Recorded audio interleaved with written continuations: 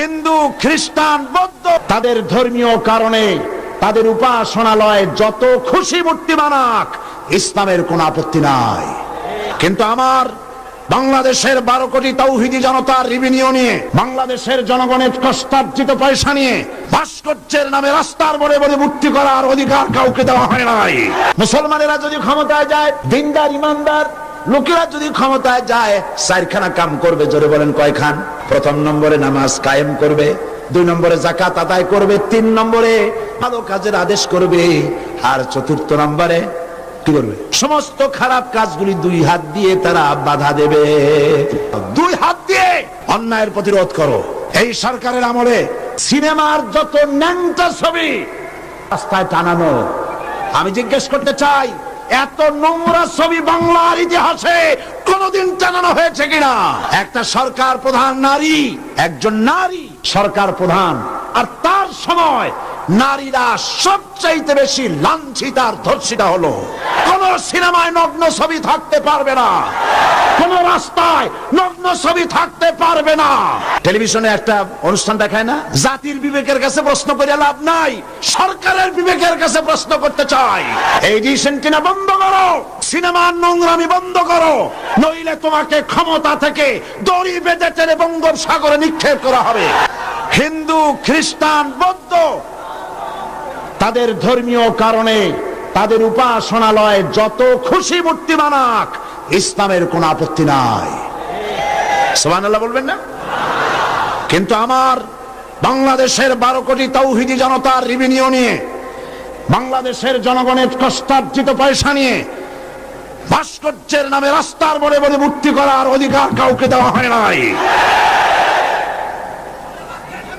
এই মূর্তি রাসূল ভেঙেছেন, আর মুসলমান দেশে মূর্তি তৈরি হচ্ছে, আর লক্ষ লক্ষ মুসলমান চুপ করে বসে আছে, ঈমানের কোনো দাম নাই।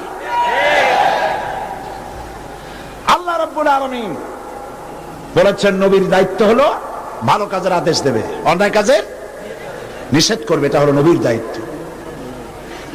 এই দায়িত্বটি আল্লাহ রাব্বুল আলামিন রাষ্ট্রকে দিয়েছেন, এটা নবীর দায়িত্ব। এই দায়িত্ব আল্লাহ রাব্বুল আলামিন ব্যক্তিকে দিয়ে দিয়েছেন। হযরতে লোকমান তার ছেলেকে ডেকে বলেছিলেন, গত বছর কোরআন শরীফের আয়াত তেলাওয়াত করে সূরা লোকমান তাফসীর করে শুনিয়েছিলাম, মনে আছে কিনা? হযরতে লোকমান তার ছেলেকে ডেকে বলেছেন, ইয়া বুনাইয়া আকিমিস সালাত ওয়া আমুর বিল মারুফি ওয়া নাহা আনিল মুনকার واصبر على ما أصابك إن ذلك من عزم الأمور। হে প্রিয় বৎস, নামাজ প্রতিষ্ঠা করো, ভালো কাজের আদেশ দাও, অন্যায় কাজের নিষেধ করো। এই ভালো কাজের আদেশ দিতে গেলেই বিপদ হবে। ভালো কাজের আদেশ দিতে গেলে কি হবে? অন্যায় কাজের প্রতিরোধ করতে গেলে কি হবে? বিপদ হবে। বিপদ যখন আসবে, ওয়াসবির আলা মা আসাবাক, যখনই বিপদ আসবে তখন ধৈর্য ধারণ করবা। সেই ধৈর্যের অর্থ এই নয় বাধা দিতে গেছেন, থাপ্পড় একটা লাগাই দিছে, আর আপনি কবেন যে ব্যথা হয়েছেন নাকি, আরেকখান থাপ্পড় দিয়ে 32 খান ফালাই দেন। এর নাম সবর না। সবর এর অর্থ হচ্ছে আপনাকে বুদ্ধিমত্তার সাথে, প্রজ্ঞার সাথে, ধৈর্যের সাথে পরিস্থিতির মোকাবেলা করতে হবে, সাহসিকতার সাথে। এর নাম সবর। তাহলে ভালো কাজের আদেশ, অন্যায় কাজের প্রতিরোধ, এই কাজটি হচ্ছে নবীদের। এই কাজটি কার? এই কাজটি ব্যক্তির, প্রতিটি ব্যক্তির। আজকের মাহফিলে যত পুরুষ আর নারী এসেছেন, সমস্ত মানুষের, মুসলমানদের দায়িত্ব। এই দায়িত্ব রাষ্ট্রের। এই দায়িত্বগুলি কে বন্টন করেছেন? ও, এতক্ষণ তাও বুঝেন নাই? আল্লাহ। অন্তত একজনে বুঝছে মনে হয়। এ দায়িত্ব কে বন্টন করেছেন? আল্লাহ। এ দায়িত্ব তিনি বন্টন করেছেন। এটা ব্যক্তির, এটা নবীর, এটা উম্মতের, এটা দলের। ওয়ালতাকুম মিনকুম উম্মাতুন ইয়াদউনা ইলাল খায়র ওয়া ইয়ামুরুনা বিল মারুফ ওয়া ইয়ানহাউনা আনিল মুনকার। এ দায়িত্ব দলের, এ দায়িত্ব রাষ্ট্রের। আল্লাযীনা ইম্মাক্কান্নাহুম ফিল আরদ আকামুস সালাত ওয়া আতাউজ যাকাত ওয়া আমারু বিল মারুফ ওয়া নাহাউ আনিল মুনকার। মুসলমানেরা যদি ক্ষমতায় যায়, দিনদার ইমানদার লোকেরা যদি ক্ষমতায় যায়, চারখানা কাম করবে। জোরে বলেন কয়খান? প্রথম নম্বরে নামাজ কায়েম করবে, 2 নম্বরে যাকাত আদায় করবে, 3 নম্বরে ভালো ভালো কাজের আদেশ করবে, আর 4র্থ নম্বরে কি করবে? সমস্ত খারাপ কাজগুলি 2 হাত দিয়ে তারা বাধা দেবে। বাধা দেবে কি দিয়ে? হ্যাঁ, এইবার দেখা যাচ্ছে কয়েকজনে বলছে, বেশি লোকে ভয় পাইছে। বাধা দেবে কি দিয়ে? হ্যাঁ, এই 2 হাত দিয়ে বাধা দিতে হবে। এই কথাটা কে বলেছেন? না না, আল্লাহ বলেন না। আন্দাজে মারলে হইব নাকি? বুঝে শুনে জবাব দিতে হবে। 2 হাত দিয়ে বাধা দিতে হবে। কথাটি কার? রাসূল করিম সাল্লাল্লাহু আলাইহি ওয়াসাল্লামের। মান রা মিনকুম মুনকারান ফালিয়ুগাইয়িরহু বিয়াদিহি। 2 হাত দিয়ে বাধা দাও। 2 হাত দিয়ে অন্যায়ের প্রতিরোধ করো। আমরা করি না।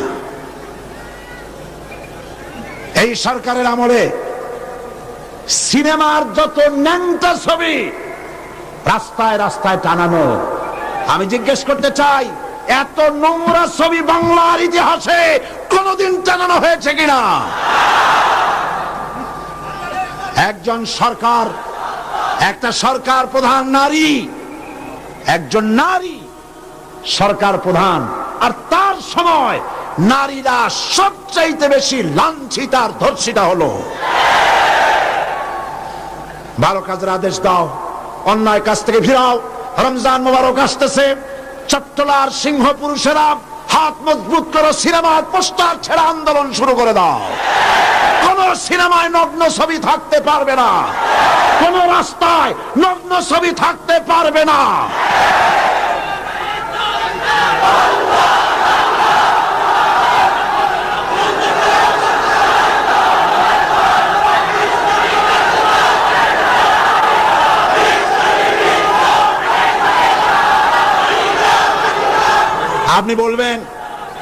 আপনি বলবেন জনগণকে ভালো হওয়ার জন্য, চরিত্রবান হবার জন্য ছেলেরা চরিত্রবান থাকবে কেমনে? রাত 2টোর পরে ডিশ এন্টিনার মাধ্যমে নীল ছবি প্রদর্শিত হয়, ডিশ এন্টিনা দিয়ে। এই ডিশ এন্টিনার এই পারমিশন কে দিল? কি জবাব দিবা কিয়ামতের দিন?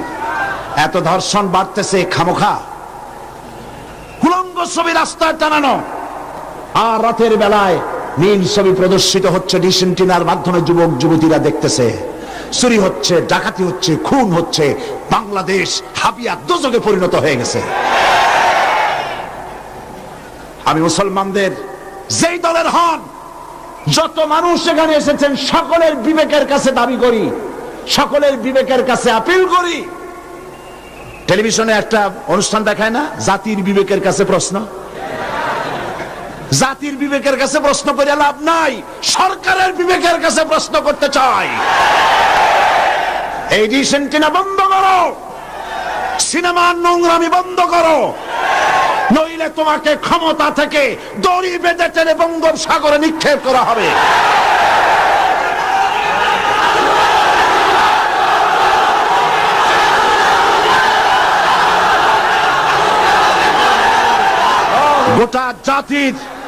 গোটা জাতির চরিত্র নষ্ট করা হচ্ছে।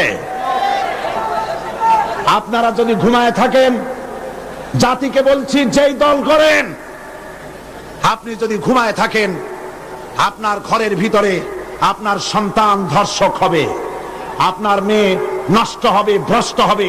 গোটা জাতি ইউরোপ আমেরিকার চাইতে নোংরামি, নষ্টামি, ভ্রষ্টতার ভিতরে ডুবে যাবে গোটা দেশ। এখনো সময় এসেছে, রুখে দাঁড়াও, রুখে দাঁড়াও। ঈমান বাঁচাবার লক্ষ্যে, দেশ বাঁচাবার লক্ষ্যে। ও আমার জাতি, ফিরে এসো, ঈমানের বলে বলিয়ান হও। ইন্না কায়দাশ শায়তানি কানা দাঈফা।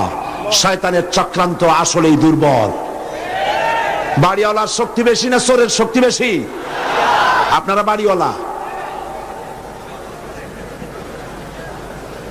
অন্যায় কাজের প্রতিরোধ, ভালো কাজের আদেশ, এই কাজটা রাসূলুল্লাহ করেছিলেন। আপনারা দেখেন, আমাদের দেশে মসজিদেও লোক ভরা, সিনেমা হলে কি মানুষের খুব দুঃখ নাকি? বরং সামনে লেখা থাকে হাউসফুল, লোক ভর্তি, মাহফিলও লোক ভর্তি, গান বাজনাও লোক ভর্তি।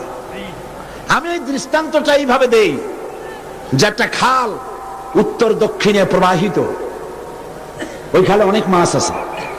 মাছ ধরার জন্য এলাকাবাসীরা খালের মধ্যে নেমে গেল। তারপরে উত্তর দিকের পানি বালতি ভরিয়া দক্ষিণ দিকে ফালাইতে লাগলো বহু মানুষ। এইভাবে পানি ফালাইতে ফালাইতে সন্ধ্যা হয়ে গেছে। মাছ ধরার জন্য পিছনে তাকাইছে, তাকায় দেখে সামনেও যত পানি, পিছনেও তত পানি। মেহনত বরবাদ, গুনাহ লাজিম। এখন এই অবস্থা হলো কেন বলেন তো বুদ্ধি করিয়া? সুবহানাল্লাহ, সকলেই সচেতন, বুঝে ফেলাইছেন। বাঁধ না দিয়া সমানে পানি ফেলাইছে।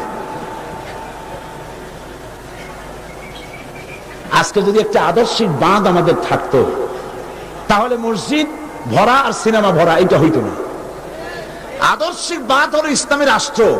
ইসলামী রাষ্ট্র যদি হতো, তাহলে সিনেমার ছেলেরা, সিনেমা যারা দেখে, ওরা ভালো হয়ে হয়ে মসজিদে ঢুকতো। আর মসজিদের মানুষ কোন রকম সিনেমায় যেত না। যত খারাপ ভালো হতো, যত খারাপ তত ভালো হতো। হতে হতে উত্তর দিকে তাকায় দেখা যেত খারাপ একটাও নাই, সব ভালো হয়ে গেছে। রাসূলুল্লাহ এটাই করেছে, আল্লাহর নবীরা এটাই করেছিলেন। এবং এই পদ্ধতি দিয়ে ওই আমরুহুম বিল মারুফ ওয়া ইয়ানহাহুম আনিল মুনকার, ভালো কাজের আদেশ করতেন, অন্যায় কাজ থেকে দুই হাতে ফিরে হাত দিয়া বাধা দিতেন। ফিরতে হবেই। আজকে এই কাজটি করার পর রাসূল করিম সাল্লাল্লাহু আলাইহি সাল্লাম তার যুগে 10 বছর এটার উপরে শাসন করলেন। আল্লাহ পাক বলেছেন, এই কাজটা করলেই তোমরা মুক্তি পাবে, কল্যাণ পাবে। এই কি কাজ? ভালো কাজের আদেশ, অন্যায় কাজের নিষেধ। এই কাজটা করলেই তোমরা কি পাবে? কল্যাণ পাবে। তোমাদের রাষ্ট্র কল্যাণ রাষ্ট্রে পরিণত হয়ে যাবে। এ ওয়াদা কার? এবার দেখেন, 10টি বছর নবীজি রাষ্ট্র পরিচালনা করার পর ইন্তেকাল করলেন। হযরত আবু বকর রাদিয়াল্লাহু তাআলা আনহু তিনি আজ রাষ্ট্রপ্রধান হয়েছেন। হযরত আবু বকর রাষ্ট্রপ্রধান হয়ে হযরত ওমর রাদিয়াল্লাহু তাআলা আনহুকে তিনি বিচারক বানালেন। হযরত আবু বকর হচ্ছেন রাষ্ট্রপ্রধান, হযরত ওমর হলেন কি? বিচারক। 1 বছর পূর্ণ হয়ে গেছে। ঐতিহাসিকরা লিখছেন, লক্ষ্য করুন, আমারু বিল মারুফ নাহি আনিল মুনকারের সুফল লক্ষ্য করুন। হযরত ওমর 1 বছর বিচারালয় দায়িত্ব পালন করলেন জাস্টিস হিসেবে। ফামাকাসামান ফালাম ইয়াখতাসিম ইলাইহি ইসনান। ঐতিহাসিকরা লিখছেন, 1 বছর পূর্ণ হয়ে গেল, হযরত ওমরের আদালতে 2 জন লোক এমন আসতো না যে একজন আরেকজনের বিরুদ্ধে কোনো মামলা দায়ের করেছে। সুবহানাল্লাহ কইতে ইচ্ছে করে না? এমন একটা লোক এসে একটা মামলা দায়ের করে নাই। পৃথিবীতে কি কোনো দৃষ্টান্ত আছে যে 1 বছরের মধ্যে কোনো মামলা দায়ের হয় না? হযরত ওমর আবু বকর রাদিয়াল্লাহু তাআলা আনহুর কাছে এসে বলছেন, মা হাজাতা বি ইনদা কওমিন মুমিনিনা ইয়া খলিফাতা রাসূলিল্লাহ সাল্লাল্লাহু আলাইহি ওয়াসাল্লাম। হে রাসূলের খলিফা, এই কওমের জন্য বিচারপতির দরকারটা কি? তিনি জিজ্ঞেস করছেন, লিমাযা, কেন তুমি আমাকে এই প্রশ্ন করছো? তিনি শোনালেন যে আমার কাছে 1 বছর হয়ে গেল, একজন লোক এসে মামলা দায়ের করে নাই। হযরত আবু বকর বলছেন, এর কারণ হিসেবে তুমি কি মনে করো? কি কারণে তোমার কাছে কোনো বিচার আসলো না, একটা মামলাও দায়ের হলো না 1 বছরে? কারণটা কি? এবার শোনেন, কারণ বলছেন। কে বলতেছেন কারণটা? ওমর ফারুক রাদিয়াল্লাহু তাআলা আনহু কারণ বলছেন। কারণ কি? তিনি বলছেন, ও আমিরুল মুমিনিন, তুমি আমাকে এমন কওমের বিচারক বানিয়েছো যে কওমের দিন হচ্ছে দীনুহুমুন নাসিহা, যেই কওমের দিন হচ্ছে কল্যাণ কামনা করা। প্রত্যেক ব্যক্তি আরেকজনের কল্যাণ কামনা করে, কেউ শত্রুতা কামনা করে না। আজকে তাকে আমরা করি? আমি এক দল করি আর এক দল সহ্য করি না। একজনে মিটিং করে ওই জায়গায় আর একজন মিটিং করে, একজন রাজনীতি করে তার রাজনীতি সহ্য হয় না বলে 5 ট্রাক ময়লা ফেলাই দিয়ে আসে। সে যুগে তারা কল্যাণ কামনা করে, আর আজকের যুগে কি করে? কল্লা কামনা করে, অমুকের কল্লা খুলে নেব আমরা। এখন কল্লা কামনা করা হয়, আর তখন কল্যাণ কামনা করা হতো। দীনুহুম নাসিহা ওয়া মানহাজুহুমুল কুরআন। এই জাতির মানহাজ, তাদের উদ্দেশ্য, তাদের লক্ষ্য, তাদের কনস্টিটিউশন, তাদের সংবিধান হচ্ছে কি? আল কোরআন। ওয়া আমালুহুম আল আমরু বিল মারুফ ওয়া নাহি আনিল মুনকার। আর এই কওমের কাজ হচ্ছে আমল, তাদের কাজ হচ্ছে ভালো কাজের আদেশ করে বেড়ানো, আর যার সামনে অন্যায় হয় 2 হাতে বাধা দিয়ে অন্যায় ফিরায় দেয়। সুবহানাল্লাহ। ওয়া আমালুহুম আল আমরু বিল মারুফ ওয়া নাহি আনিল মুনকার। এখানেই শেষ নয়। ও আমিরুল মুমিনিন, আপনি আমাকে এমন এক কওমের বিচারক বানিয়েছেন যেই কওমের জনগণের অবস্থা কি জানেন? ওয়াইদা আহাদুহুম মারিদু আদুহু। এদের মধ্যে একজন যদি অসুস্থ হয়, অনেক মানুষ হাদিয়া, ফল, ফ্রুটস ইত্যাদি হাদিয়া নিয়ে তার কাছে গিয়ে হাজির হয়। ভাই কেমন আছেন? আল্লাহ আপনার ভালো করুক। হাতে মুখে হাত বুলায় দেয়, মাথায় হাত বুলায় দেয়। এই শুশ্রূষায় পারো না, অসুখ ভালো হয়ে যায়।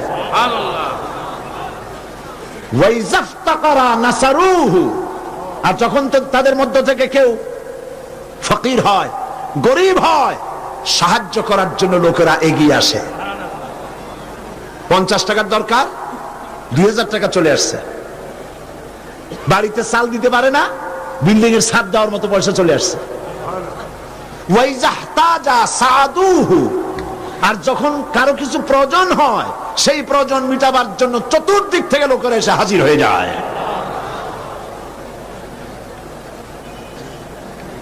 কুল্লু ওয়াহিদিন মিনহুম ইয়ারিফু হাদ্দাহু ফায়াকিফু ইনদাহু। এর প্রত্যেক ব্যক্তি তার নির্ধারিত সীমা চেনে। যেখানে আল্লাহ রাব্বুল আলামিন যে জিনিসকে হারাম করেছেন, ওই হারামের বর্ডারে গিয়ে দাঁড়ায় যায়, হারামকে ক্রস করে না। ফায়াকিফু ইনদাহু, সেখানে দাঁড়িয়ে যায়। ফাফিমা হুম ইয়াখতাসিমুনা ইলাইয়া ইয়া খলিফাতা রাসূলিল্লাহ সাল্লাল্লাহু আলাইহি ওয়াসাল্লাম। সুতরাং এই জাতির জন্য বিচারকের দরকারটা কি? খামোখা সারাদিন আমি বসে থাকি, বিচারকের কোনো দরকার নাই। আহারে সুবহানাল্লাহ বলতে পারলেন না। রাসূলুল্লাহ এই সমাজ তৈরি করেছিলেন। এই সমাজ জাতীয়তাবাদ, উগ্র জাতীয়তাবাদের মধ্য দিয়ে, সমাজতন্ত্রের মধ্য দিয়ে, ধর্ম নিরপেক্ষ মতবাদের মধ্য দিয়ে, আল্লাহর কসম এই সমাজের চেহারা আপনারা দেখতে পারবেন না। এই সমাজ যেটা রাসূলুল্লাহ করেছিলেন, সেই সমাজ যদি চান, এই সমাজ ভাঙতে হবে, নতুন সমাজ গড়তে হবে। দেন স্লোগান, এই সমাজ ভাঙতে হবে, নতুন সমাজ গড়তে হবে। এই সমাজকে ভেঙে দিয়ে, এই সমাজ ভেঙে দিয়ে নতুন যে সমাজ হবে, সেই সমাজ উগ্র জাতীয়তাবাদের সমাজ নয়, সমাজতন্ত্রের সমাজ নয়, ধর্ম নিরপেক্ষতাবাদের সমাজ অবশ্যই নয়। সেই সমাজ হবে আল্লাহ রাব্বুল আলামিনের দেওয়া, রাসূলের দেওয়া ইসলামী সমাজ। এই ধরনের একটি সমাজকে আপনারা চান? এই ধরনের সমাজকে চান? সেই ধরনের সমাজ প্রতিষ্ঠার জন্য কোরআনে কারীম বুঝতে হবে, রাসূলের প্রতি ঈমান মজবুত হতে হবে। রাসূল রাষ্ট্রপতি ছিলেন এবং তাম পৃথিবীতে তাকে দিয়ে আল্লাহ পাক রিসালাতের দায়িত্ব কমপ্লিট করে দিয়েছেন। এখন বলতে চাই, এই রাসূলের পরে আর কোন রাসূল আসবে না। এটা আকীদার ব্যাপার। কোন মুসলমান যদি এই আলোচনা থেকে নিজেকে বঞ্চিত করেন, তাহলে বলার কিছু নাই। এটি গুরুত্বপূর্ণ আলোচনা। খাতমে নবুয়ত। বিগত কয়েক যুগ ধরে ইসলামের বিরুদ্ধে যেসব ফিতনার উদ্ভব হয়েছে, তার মধ্যে নতুন নবুয়তের দাবি হচ্ছে একটি মারাত্মক ষড়যন্ত্র। এ ব্যাপারে খাতমে নবুয়তের বিশ্বাসের তাৎপর্য, গুরুত্ব অনুধাবন করা রিসালাতের অপরিহার্য দাবি। একজন নবীর পর আর একজন নবী আসতে পারে কেবলমাত্র তিনটি কারণে। বোঝেন ভালো করে, একজন নবীর পরে আরেকজন নবীর আসার কারণ হতে পারে মাত্র তিনটি। কয়টি? এক, প্রথম নবীর শিক্ষা বিলুপ্ত হয়ে গেছে এবং তা পুনর্বার পেশ করা প্রয়োজন, এই জন্য একজন নবী আসা দরকার। রাসূলুল্লাহর শিক্ষা কি বিলুপ্ত হয়েছে? রাসূলুল্লাহর শিক্ষা বিলুপ্ত হয়নি, চির অম্লান হয়ে আছে, নতুন নবীর প্রয়োজন নাই। দুই, প্রথম নবীর শিক্ষা পূর্ণাঙ্গ নয় এবং তার শিক্ষা সংশোধনের বা পরিবর্তনের প্রয়োজন, এজন্য নতুন একজন নবীর প্রয়োজন। রাসূল করিম সাল্লাল্লাহু আলাইহি ওয়াসাল্লামের শিক্ষা কি পূর্ণাঙ্গ নয়? তা কি সংশোধন এবং পরিবর্তনের কোনো প্রয়োজন আছে? তিন, প্রথম নবীর শিক্ষা একটি জাতির জন্য সীমাবদ্ধ, অন্যান্য জাতির জন্য আর একজন নবী দরকার। রাসূল করিম সাল্লাল্লাহু আলাইহি ওয়াসাল্লাম কি শুধু একটি জাতির নবী? রাসূল করিম সাল্লাল্লাহু আলাইহি ওয়াসাল্লাম হচ্ছেন বিশ্ব নবী। সুতরাং তার নবুয়তের পরে নতুন কোন নবীর আমদানির কোনো প্রয়োজন নাই। রাসূল করিম সাল্লাল্লাহু আলাইহি ওয়াসাল্লামের নবুয়ত শেষ, এরপরে আর কোন নবী? কোরআনে কারীমের চূড়ান্ত দলিল শুনুন, মা কানা মুহাম্মাদুন আবা আহাদিম মির রিজালিকুম ওয়ালাকিন রাসূলুল্লাহি ওয়া খাতামান নাবিয়্যিন। মুহাম্মদ সাল্লাল্লাহু আলাইহি ওয়াসাল্লাম তোমাদের কোন পুরুষদের পিতা নন, বরং তিনি আল্লাহর রাসূল এবং নবীগণের পরিসমাপ্তকারী আর আল্লাহর সর্ববিষয়ে মহাজ্ঞানী। এই খাতামান নাবিয়্যিন, খাতাম শব্দের উল্লেখ করে নবুয়তের দুয়ার চিরকালের জন্য আল্লাহ পাক বন্ধ করে দিয়েছেন। সেই প্রথম শতাব্দী থেকে আজ পর্যন্ত, হিজরি প্রথম শতাব্দী থেকে নিয়ে পর্যন্ত পৃথিবীর সমস্ত উলামায়ে কিরাম একমত, পৃথিবীতে আর কোন নবী আসবেন না, আসার কোনো দরকার নেই। অথচ এই পবিত্র কোরআন মাজিদে খাতাম শব্দের অর্থকে সে বিকৃত করেছে। সে বলেছে খাতামুন নবিয়্যিন এর অর্থ হচ্ছে আফজালুন নবিয়্যিন, ওর বাপের মাথা। সে বলেছে আরো নবী আসতে পারে। আমি তার লেখা থেকে কোট করছি, গোলাম मोहम्मद कादियानी बोलছে, ये बात बिल्कुल रोज रोशन की तरह साबित है कि आ हजरत सल्लल्लाहु अलैहि वसल्लम के बाद नबूवत का दरवाजा खुला है। দিবালোকের মতো এটা সত্য যে মুহাম্মদ সাল্লাল্লাহু আলাইহি ওয়াসাল্লামের পরে নবুয়তের দরজা খোলা আছে। शारो बोलছে, उन्होंने यानी मुसलमानों ने यह समझ लिया है कि खुदा के खजाने खत्म हो गए। उनका यह समझना खुदा ताला की कदर की ही ना समझने की वजह से है, वरना एक नबी क्या, मैं तो कहता हूं कि हजारों नबी होंगे। शयतान কোথাকার? সে বলছে যারা বলে, অর্থাৎ মুসলমানেরা বলে আর কোন নবী আসবে না, এই কথা বলে তারা আল্লাহর ক্ষমতাকে সীমাবদ্ধ করতে চায়। আমি তো বলি এক নবী কেন, হাজার হাজার নবী আসতে পারে। তার বই আনোয়ারে খেলাফত 62 পৃষ্ঠা, সেখানে সে লিখছে, अगर मेरी गर्दान के दोनों तरफ तलवार भी रख दी जाए बाद और मुझे कहा जाए कि तुम ये कहो कि हजरत सल्लल्लाहु अलैहि वसल्लम के बाद कोई नबी नहीं आएगा, तो मैं उसे जरूर कहूंगा कि तू झूठा है, कज्जाब है, आपके बाद नबी आ सकते हैं और जरूर आ सकते हैं। সে বলছে আমার গর্দানের দুই দিকে যদি তরবারি ধরা হয় আর যদি বলা হয় যে নবী আর আসবে না মুহাম্মদ সাল্লাল্লাহু আলাইহি ওয়াসাল্লামের পরে, আমার গর্দান উড়ে যেতে পারে, তারপরে আমি বলবো মুহাম্মদ সাল্লাল্লাহু আলাইহি ওয়াসাল্লামের পরে আরো নবী আসতে পারে। এবার ধরুন গোলাম মোহাম্মদ কাদিয়ানী তার বইয়ের মধ্যে লিখছে, कुल मुसलमान जो हजरत मसीह मऊद की बायात में शामिल नहीं हुए, खा उन्होंने हजरत मसीह मऊद का नाम भी नहीं सुना, वो काफिर है और दायरा इस्लाम से खारिज है। গোলাম মোহাম্মদ কাদিয়ানী তার আয়নায়ে সাদাকাত বইয়ের মধ্যে লিখছেন যে গোলাম মোহাম্মদকে যারা নবী মানে না অথবা তার নাম যারা শোনে নাই তারাও কাফের। নাউযুবিল্লাহি মিন যালিক। এরপরে শারলিক ছাতামের অর্থ নতুন নবী, ভণ্ড নবী, মিথ্যা দাবিদার নবী, পৃথিবীর নিকৃষ্ট শয়তান গোলাম মোহাম্মদ কাদিয়ানী। আল্লাহ জাহান্নামের আগুন তার কবরে অনন্তকাল জ্বলতে থাকুক। মুসলমানদের ছেলে মেয়েরাও কাফের। তার বই আনোয়ারে খিলাফত 93 पृष्ठा लिखছে, अगर किसी गैर अहमदी का छोटा बच्चा मर जाए तो उसका जनाजा क्यों नहीं पढ़ा जाए? वो तो मसीह मऊद का मुनकर नहीं। मैं ये सवाल करने वाले से पूछता हूं कि अगर ये बात दुरुस्त है तो फिर हिंदुओं और ईसाइयों के बच्चों का जनाजा क्यों नहीं पढ़ा जाता है? দেখছেন কত বড় উল্লুক। সে বলছে যে মুসলমানদের বাচ্চাদের জানাজা পড়া যাবে না কেন, প্রশ্ন করা হয়েছে তাকে। সে বলছে যে মুসলমানদের জানাজা কেন পড়বো, মুসলমানদের বাচ্চাদের জানাজা কেন পড়বো? হিন্দু এবং খ্রিস্টানদের বাচ্চাদের তো আমরা জানাজা পড়ি না, সুতরাং মুসলমানদের বাচ্চারাও যখন ঈসাই আমাদেরকে যখন মানে না, গোলাম মোহাম্মদকে নবী মানে না, সুতরাং সেও কাফের, তার জানাজা পড়া যাবে না। এইভাবে তার বইপত্রের মধ্যে অনেক কথা সে লিখেছে। এমনকি কথাও লিখেছে যে আমি স্বপ্নে দেখেছি আল্লাহ আমার সামনে এক যুবকের রূপ ধারণ করে এসেছেন, আর আমি এক যুবতী নারী হিসাবে তার সামনে দাঁড়ালাম। তিনি রাতে আমাকে ব্যবহার করলেন এবং তার দ্বারা আমি গর্ভবতী হয়ে আমি ঈসা মসিহে রূপান্তরিত হলাম। নাউজুবিল্লাহ। এই শয়তানের কবরে দোজখের আগুন জ্বলুক। ওকে যারা নবী বলে মানে তারা কাফের।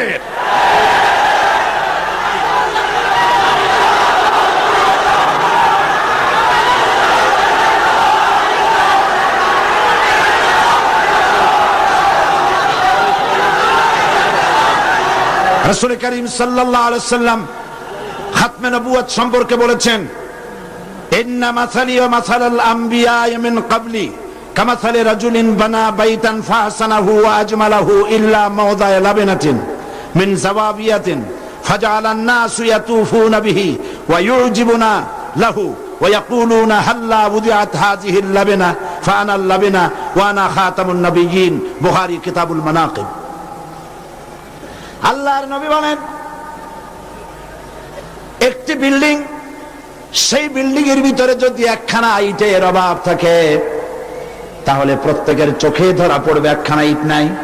যখন ইটখানা পূর্ণ করা হবে, বিল্ডিংটি পূর্ণ হয়ে গেল।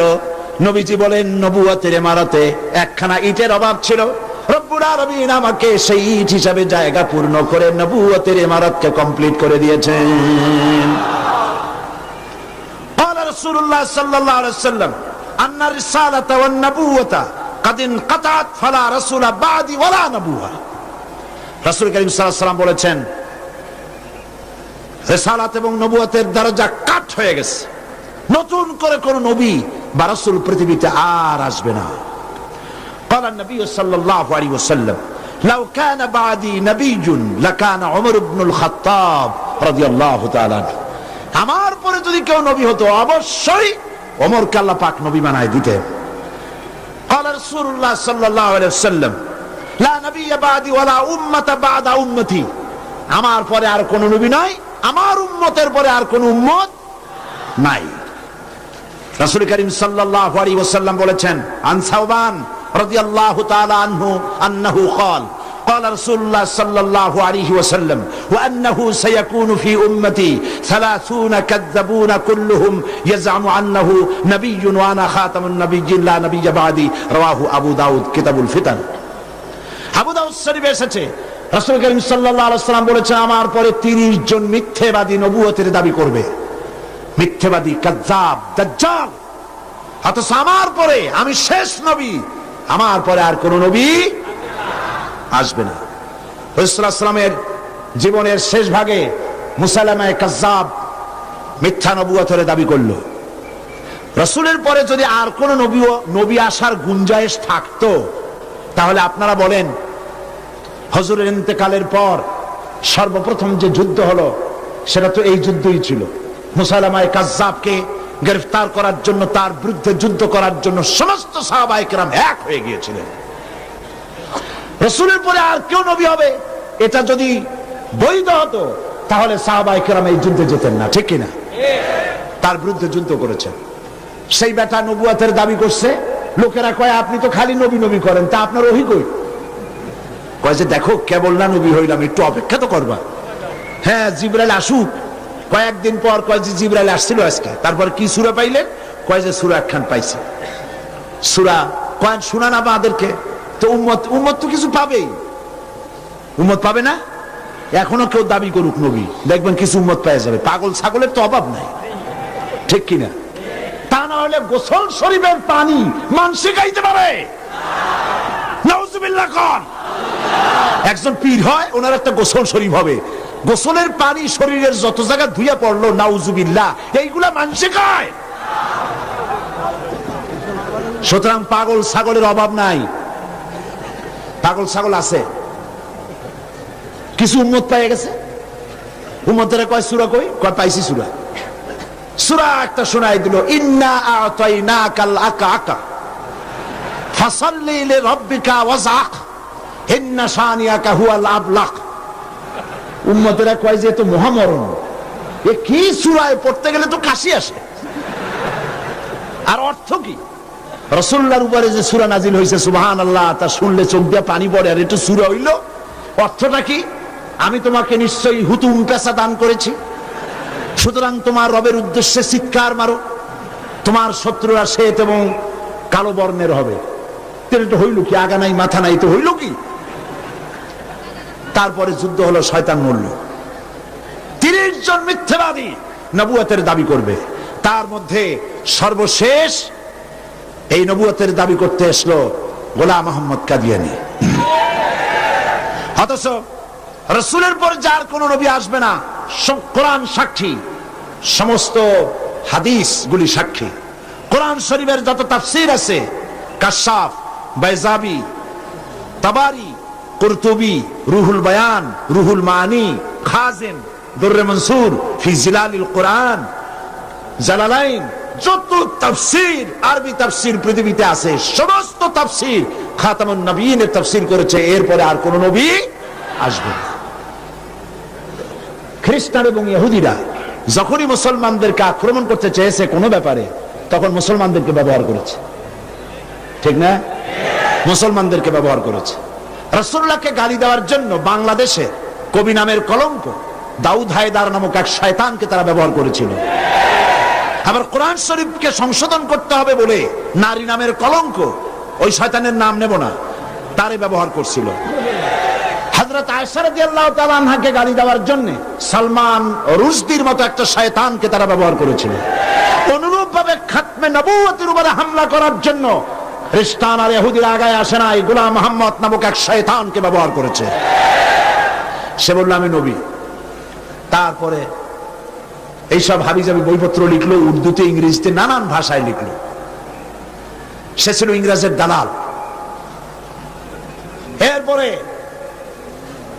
আরেকটি কথা হচ্ছে, ইমাম আযম রাহমাতুল্লাহ আলাইহি বলেছেন, আপনারা বিরক্ত হচ্ছেন না তো? ইমাম আযম রাহমাতুল্লাহ আলাইহি বলেছেন, মুহাম্মদ সাল্লাল্লাহু আলাইহি ওয়াসাল্লামের পরে যদি কেউ নবুয়তের দাবি করে, তার কাছে দলিল চাওয়া যাবে না, যে তুমি যে নবী তার দলিল কি দাও। এই দলিল চাওয়া গোমরাহি, কুফরি। কারণ তুমি প্রমাণ করেছো সে যদি দলিল দিতে পারে তাহলে তার নবুয়ত তুমি মানবা। নাউজুবিল্লাহ।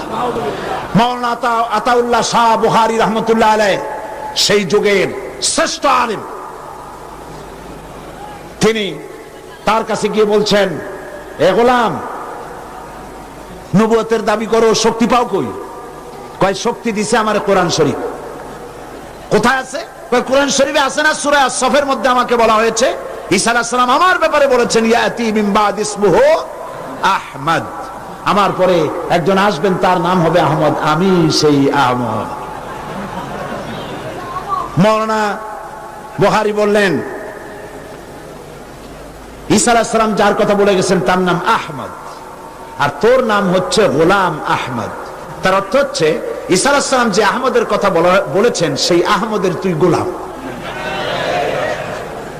গোলাম আহমদ বলছে, এটা তো খুব মুশকিল হয়ে গেল। তাহলে আমি আমার নামের প্রথম শব্দ বাদ দিয়ে দিলাম, গোলাম বাদ দিলাম, আজ থেকে আহমদ হয়ে গেলাম। এখন কি করবেন? মাওলানা বলছেন বহুত ঠিক। তোমার ফতোয়া দিয়ে আমি বলতে চাই, নামের প্রথম অংশ বাদ দেওয়া যদি জায়েজ হয়, তুমি যেমন বাদ দিছো আমারটাও বাদ দিলাম। আমার নাম আতা আল্লাহ, আমার নামের আতা বাদ দিলাম। আমার নামের আতা বাদ দিলে আমি আল্লাহ হই, আর আমি আল্লাহ হয়ে কই তোর মতো গাধারে আমি নবুয়ত দেই নাই। এরপর এই শয়তানের মউত হলো, উম্মতেরা তালাশ করে পায় না, 3 দিন খোঁজ নাই, নবী গেল কই। খুঁজতে খুঁজতে টয়লেটের মধ্যে দিয়া গন্ধের জ্বালায় অস্থির, যাইয়া দেখে টয়লেটে যা থাকে খাইয়া পেট ফুলাইয়া শয়তান মরে রইছে। নাউজুবিল্লাহ। এই গোলাম মোহাম্মদ কাদিয়ানী কাফের। আমি বুঝতে পারি না মানুষের কেন হুঁশ হয় না। দুনিয়ার কোন আলেম, কাদিয়ানী সম্প্রদায়ের মধ্যে কোন আলেম নাই, কোন আলেম নাই, একজন আলেমও নাই। এদেরকে খ্রিস্টানেরা পোষে, আর পোষে আমার দেশের সরকার। তা না হলে পরে আমি সরকারকে বলতে চাই, তোমরা যদি মুহাম্মদ সাল্লাল্লাহু আলাইহি ওয়াসাল্লামকে শেষ নবী মানো, তাহলে গোলাম মোহাম্মদকে নন মুসলিম মাইনরিটি কাফের বলতে বাধা কোথায়? তার অর্থই হচ্ছে তোমরা সহনশীল। গোলাম মোহাম্মদ কাদিয়ানী আর কাদিয়ানীদের কাছ থেকে অর্থ পেয়ে, বৃত্ত পেয়ে তাদের প্রতি সহনশীল হয়েছ। এই পৃথিবীর 18টি মুসলিম দেশ কাদিয়ানীদেরকে নন মুসলিম মাইনরিটি হিসেবে ঘোষণা করেছে। বাংলাদেশকেও করতে হবে। সেই সৌভাগ্য এই পোড়া কপাইলা সরকারের আছে কিনা আমি জানি না। বাংলাদেশের সমস্ত আলেম, সমস্ত পীর সব একমত, হিন্দুরা যেভাবে দেশে বাস করে স্বাধীন নাগরিক হিসেবে, বৌদ্ধ খ্রিস্টানরা যেভাবে বাস করে এবং নাগরিক সুবিধা গ্রহণ করে, কাদিয়ানীরাও সেভাবে নাগরিক সুবিধা ভোগ করবে। তবে নন মুসলিম মাইনরিটি হিসেবে ভোগ করতে হবে, মুসলমান নামে ভোগ করতে পারবে না। এবং কোন কাদিয়ানীর মসজিদ থাকবে না। কাদিয়ানীদের মসজিদ নয়, উপাসনালয়। তাদের মসজিদের ইমাম হয় না, পুরোহিত হয়। তাদের উপাসনালয়ের ভিতরে পাওয়া গেল বোমা, ডিনামাইট। তাদের পুরোহিতদেরকে গ্রেফতার না করে, তাদের নেতাদেরকে গ্রেফতার না করে, আল্লাহর বান্দা এদেশের আলেমদেরকে গ্রেফতার করে পুলিশ রিমান্ডে নিয়ে নির্যাতন চালানো হচ্ছে। মনে রেখো, আল্লাহ বলেন, ওয়ায়ামুদ্দুহুম ফি তুগয়ানিহিম ইয়ামাহুন, আমি সীমা লঙ্ঘনকারীদেরকে ঢিল দেই, দেখি কদ্দুর পারো। তারপরে যখন প্রান্ত সীমায় চলে যায়, ইন্না বাতশা রাব্বিকা লাশাদীদ, তোমার প্রভু যখন ধরেন, তোমার প্রভুর পাকড়াও সিরিয়াস হয়ে যায়। হাতের কাছে 100 টেলিফোন থাকলেও টেলিফোনের গায়ে হাত যাওয়ার আগে ব্রাশ ফায়ার হয়ে কলিজা উড়ে চলে যাবে। আল্লাহকে ভয় করো। কারে ভয় করো? চিল্লাও, কারে ভয় করো? আল্লাহ পাককে ভয় করো। কাদিয়ানীরা কাফের, তাদের কুফরি থেকে, তাদের অনিষ্টতা থেকে দেশকে বাঁচাও। আমি আজ আপনাদের সামনে কথা স্পষ্টভাবে বলতে চাই, মুহাম্মদ সাল্লাল্লাহু আলাইহি ওয়াসাল্লামের খাতমে নবুয়তের উপর ঈমান আনা আমাদের জন্য ফরজ। হুজুরের পরে আর কোন নবী আসবে না। আমার কথার ভুল অর্থ করার কোনো সুযোগ নাই, স্পষ্ট কথা বলছি। আমি আপনাদেরকে আরজ করব, আগামীকাল এই আয়াতের বাকি অংশ আপনাদের সামনে পেশ করব ইনশাআল্লাহ। মুনাজাতের জন্য সব মুসলমান যার যার জায়গায় 1 সেকেন্ডের ভিতরে বসে পড়ো। এত বড় মাহফিলের মুনাজাত কেউ নষ্ট করবেন না। সবাইকে বসতে বলেছি, দাঁড়ানো লোকেরা সবাই বসুন। আজকে 6 জন অমুসলিম ইসলাম কবুল করার জন্য এসেছেন।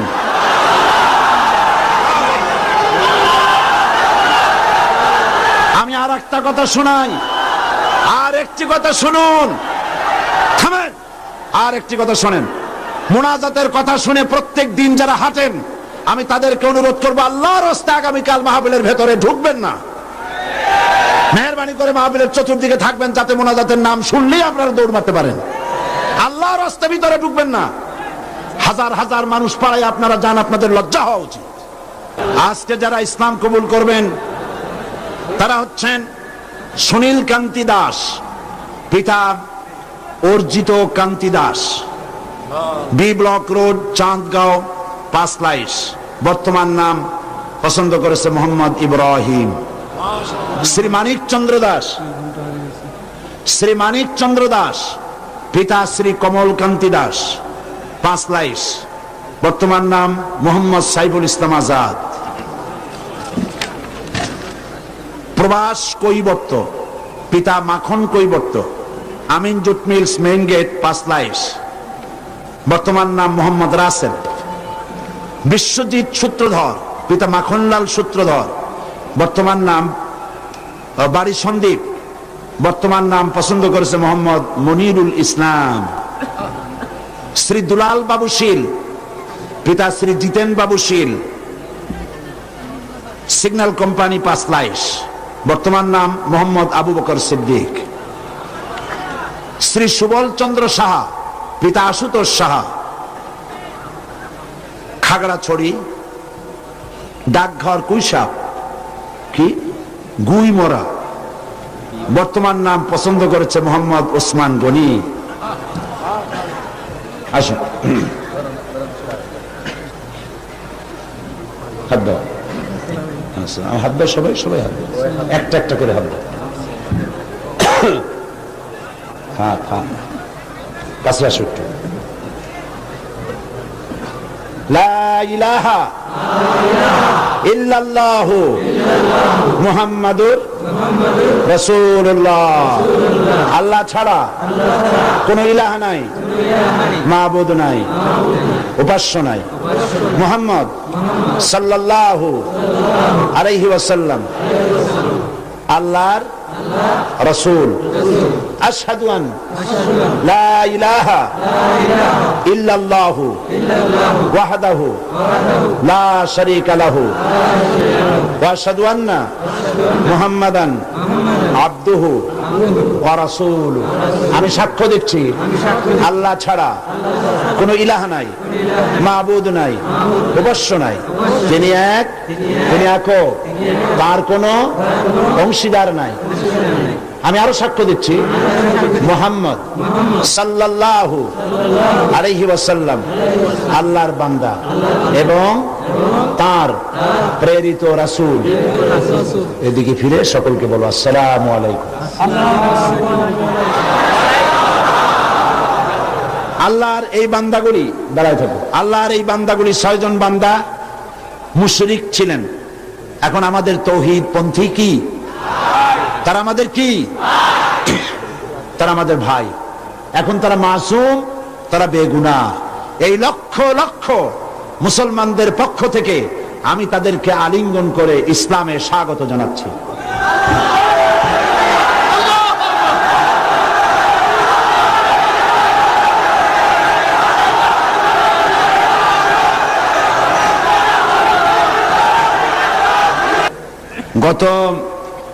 গতদিন মহিলা মাহফিল কবে হয়েছিল? গতকাল মহিলা মাহফিলে এক বোন প্রশ্ন করেছিলেন যে বিনবাজ, আব্দুল্লাহ বিনবাজ, যিনি ইন্তেকাল করেছেন, সৌদি আরবের গ্রান্ড মুফতি এবং বর্তমান বিশ্বের শ্রেষ্ঠ আলেম, নওয়ারাল্লাহু মারকাদাহু ওয়া জাআলাল জান্নাতা মাসওয়াহু। আল্লাহ তাকে জান্নাতুল ফিরদাউসের মেহমান বানিয়ে নিন। অনেক বড় আলেম, উঁচু পায়ার আলেম। তো সে বোন প্রশ্ন করেছেন যে তার এক কিতাব পড়েছেন তিনি, সেখানে লেখা আছে যে নামাজের নিয়ত করতে হবে না, নিয়ত যেভাবে পড়া হয় এইভাবে মুখে নিয়ত পড়া লাগবে না। এটা ঠিক কিনা আমার কাছে প্রশ্ন করেছে। তা আমি প্রশ্নের জবাবে বলেছি যে বিনবাজ সারা পৃথিবীতে স্বীকৃত শ্রেষ্ঠ আলেম, সমস্ত ওলামা মহলের কাছে তাকে ওস্তাজুল ওলামা বলা হয়, ওস্তাজুল আসাতিজা বলা হয়। সুতরাং তিনি ভুল লেখেননি। আরবিতে যেভাবে আমাদের দেশে নিয়ত পড়া হয়, নওয়াইতু আন উসাল্লি লিল্লাহি তাআলা রাকাতায় সালাতিল, এই যে নিয়তটা আরবিতে আমরা পড়ি, এইভাবে হুজুর সাল্লাল্লাহু আলাইহি ওয়াসাল্লাম পড়েন নাই, সাহাবায়ে কেরাম এরকম পড়েন নাই। সুতরাং মনে মনে নিয়ত করা, নামাজের জন্য নিয়ত করা, সেটা যে ভাষাই হোক এটা চলতে পারে, মুখে ওইভাবে উচ্চারণ করা প্রয়োজন নাই। এই কথাটা বলায় একজন আমাকে লিখেছেন যেটা নাকি আজকে টক অফ দ্য টাউন, সারা একেবারে শহরে এটাই হয়েছে যে নামাজের নাকি নিয়ত করা লাগবে না, কোনো জিনিসের নাকি নিয়তির দরকার নেই। মানুষ শোনে একটা, বোঝে আর একটা, বলে আর একটা। নিয়ত তো করতে হবে, কিন্তু মুখে ওইভাবে নিয়ত মুখে উচ্চারণ করা এভাবে হাদিস শরীফে কোথাও নাই, রাসূলুল্লাহ সাল্লাল্লাহু আলাইহি ওয়াসাল্লাম করেন নাই, সাহাবায়ে কেরাম করেন নাই। সুতরাং এগুলো নিয়ে উল্টাপাল্টা মন্তব্য পেশ করার কোনো জরুরত নেই। হ্যাঁ, নিয়ত তো করবে, নিয়ত তো করতে হবে, সে কথা বললাম না। নিয়ত পড়তে হবে, কিন্তু মুখে ওইভাবে উচ্চারণ করার জরুরত নেই। একজন বলেছে আপনি টাকা দিয়ে প্রতি বছর মুসলমান বানান, দেখছেন অবস্থা? এইসব প্রশ্ন আমার কাছে দেন কি কেন? এদের জিজ্ঞেস করেন এই 6 জনের কাছে যে আমি কয় টাকা দিছি, আমি জিন্দিগিতে এদের দেখছি কিনা, এরা আমারে দেখছে কিনা। আল্লাহ হেদায়েত করুন। জি, তো আমি নিয়তের ব্যাপারটা পরিষ্কার করে দিতে চাই। প্রত্যেক কাজের নিয়ত করতে হবে। ইন্নামাল আমালু বিন্নিয়াত, নিয়তটাই হচ্ছে প্রধান। তবে মুখে উচ্চারণ করার যে রীতি চালু হয়েছে, এভাবে হাদিস শরীফে নাই। নিয়তটা করতে হবে, তবে এভাবে নয় যেভাবে আমরা করা বাধ্যতামূলক মনে করি। কথাটা পরিষ্কার হয়েছে কিনা? আলহামদুলিল্লাহ। এখন আরেকটি কথা আপনাদের সামনে বলতে চাই যে তাফসীরুল কোরআন মাহফিল, এই বিশাল জনসমুদ্র প্রতি বছর এখানে হয়। এই বছর রাজনৈতিক কারণে নানান অসুবিধা হয়েছে, যার কারণে মাওলানা শামসুদ্দিন সাহেব এবং তার সাথীরা আপনাদের খেদমতে আপনাদের দুয়ারে দুয়ারে যেতে পারেন নাই, যেমন অন্য বছর যেয়ে থাকেন। হরতাল হয়েছে, বিক্ষোভ হয়েছে, মিছিল হয়েছে, নানান রকমের ক্রাইসিস হয়েছে, যার জন্য যেতে পারেনি। ফলে 21 লক্ষ টাকা যেখানে বাজেট, এই বাজেট তারা পুরো করতে পারেন নাই। অথচ এখানে যত লোক বসে আছেন সকলে প্রাণ খুলে, প্রাণ উজাড় করে সাহায্য করলে উনি নিশ্চয়ই ঋণগ্রস্ত থাকবেন না। আপনারা করবেন না তা? তাফসীরুল কোরআন মাহফিলকে ঋণ মুক্ত করতে প্রস্তুত আছেন কিনা? আল্লাহ পাক, আমি জানি আপনারা এটা করবেন, আর আল্লাহ পাক সমাজ কল্যাণকে মাকরুজ রাখবেন না, ইনশাআল্লাহ। আমরা বলি ইনশাআল্লাহ। আরেকটি কথা, সেটি হচ্ছে বাংলাদেশে এত বড় বই মেলা, ইসলামের পক্ষে এত বড় বই মেলা বাংলাদেশের কোথাও হয় না। আলহামদুলিল্লাহ বলবেন না? আলহামদুলিল্লাহ বলবেন না? এবং এই বই মেলা নিছক সলিড ইসলামের পক্ষে। এখানে কোন নাস্তিক, মুরতাদ, ইসলাম বিরোধী কোন লেখকের কোন লেখা একটা পাতাও এখানে আসে না। এটা সলিড ইসলামের বই মেলা। আলহামদুলিল্লাহ গণ। আর বই কেনা একটা অভ্যাসে পরিণত করুন। বিবাহ শাদীতে থালাবাটি, ঘটি গ্লাস উপহার না দিয়া বই উপহার দিন। একটা বই একজনকে দেওয়ার অর্থ হলো ইসলামের একটা কর্মী তার সাথে দিয়ে দেওয়া, তার জীবনের পরিবর্তন এসে যাবে। বিবাহে তাফসীর হাদিয়া দেওয়ার অভ্যাস করুন। ইসলামের বইপত্র, ইসলামের সাহিত্য সুন্দর করে র্যাপিং কাগজে পেঁচাইয়া ফুল টুল দিয়া কায়দা করে এইটা দেওয়ার ব্যবস্থা করেন। থালাবাটি, ঘটি গ্লাস, স্যুপ, কাপ ইত্যাদিও মানুষ কিনতেই পারবে, ওগুলো নিয়ে অসুবিধা হবে না। বই দিবেন। উপহার কি দিবেন? স্ত্রীকে দিবেন, মেয়েকে দিবেন, বোনকে দিবেন, সকলকে দিবেন। আমি চাই যত লোক এসেছেন প্রত্যেকের হাতে একটা করে বই দেখতে চাই। রাজি আছেন? তা 5 টাকা দামের বই হোক অথবা 200 টাকা দামের বই হোক, প্রত্যেকের হাতে বই নিতে হবে। বই হবে ইসলামী আন্দোলনের পথিকৃৎ। জোরে বলেন আমিন। তাফসীরুল কোরআন ফি জিলালিল কোরআন, সৈয়দ কুতুব শহীদ রহমাতুল্লাহ আলাইহির 22 খণ্ডে এটা বাংলা পূর্ণ হয়ে গেছে। বলেন আলহামদুলিল্লাহ। এই তাফসীর এখানে এসেছে 5000 টাকার হাদিয়া, 22 খণ্ড। কিন্তু তাফসীরুল কোরআন মাহফিল উপলক্ষে মাত্র 3000 টাকা। আপনারা গ্রহণ করুন, মানুষকে হাদিয়া দেন, নিজেরা কোরআন শরীফ জেনে পড়ে তার দ্বারা জীবনকে ধন্য করুন। এবং রিসালাতের উপরে যে আলোচনা আমি করতেছি এই 2 দিন ধরে, এর উপরে আমার অত্যন্ত স্নেহের জনাব অধ্যাপক মফিজুর রহমান সাহেবের লেখা কোরআনের আয়নায় বিম্বিত রাসূলুল্লাহ সাল্লাল্লাহু আলাইহি ওয়াসাল্লাম, ইসলামী ছাত্র শিবিরের এটা পাঠ্যপুস্তক হিসেবে তারা গ্রহণ করেছে। এই বইটি অত্যন্ত গুরুত্বপূর্ণ, কোরআন হাদিস দিয়ে ভরা। আপনারা মেহেরবানি করে সে বই গ্রহণ করার জন্য চেষ্টা করবেন। আল্লাহ তৌফিক দিন। না বলে বুঝবেন, না বললে বুঝবেন না যে কি বই নেবেন। সেই জন্য বলছি, কোরআনের বই, হাদিসের বই, অসংখ্য বই আছে। হাত ভর্তি করে, পকেট ভর্তি করে আপনারা বই নিয়ে যান। আল্লাহ পাক আপনাদেরকে তৌফিক দান করুন। এবং আমি কেন জামাত ইসলামী করি, দাড়ি আর টুপি সম্পর্কে যে সমস্ত প্রতিবাদ আমাদের বন্ধুরা আমাদের বিরুদ্ধে বলেন, দাড়ি এবং টুপি সম্পর্কে আমাদের আকীদা কি, মাওলানা মওদুদী রাহমাতুল্লাহ আলাইহি তিনি কি কাজ করেছিলেন এর উপরে বিস্তারিত লেখা ইসলামের রাজনৈতিক বিধান আমার বইটির ভিতরে আছে, সংগ্রহ করুন। দ্বিধা দ্বন্দ্ব সন্দেহ নিজেরও দূর হবে, অন্যদেরও দূর করতে পারবেন। আল্লাহ তৌফিক দান করুন, আল্লাহুম্মা আমিন। রব্বানা যালামনা আনফুসানা ওয়া ইন লাম তাগফির লানা ওয়া তারহামনা লানাকুনান্না মিনাল খাসিরিন। হে আল্লাহ তাআলা, লক্ষ লক্ষ মুসলমান নরনারী তোমার দরবারে হাত তুলেছি, মেহেরবানি করে আমাদেরকে গোমরাহি থেকে বাঁচাইয়া দাও, আমাদেরকে শিরক এবং বিদআত থেকে মুক্ত করে দাও। আয় আল্লাহ, তুমি দয়া করে আমাদেরকে সিরাতুল মুস্তাকিমে চলার তৌফিক দিয়া দাও। ইয়্যাকা না'বুদু ওয়া ইয়্যাকা নাস্তাঈন।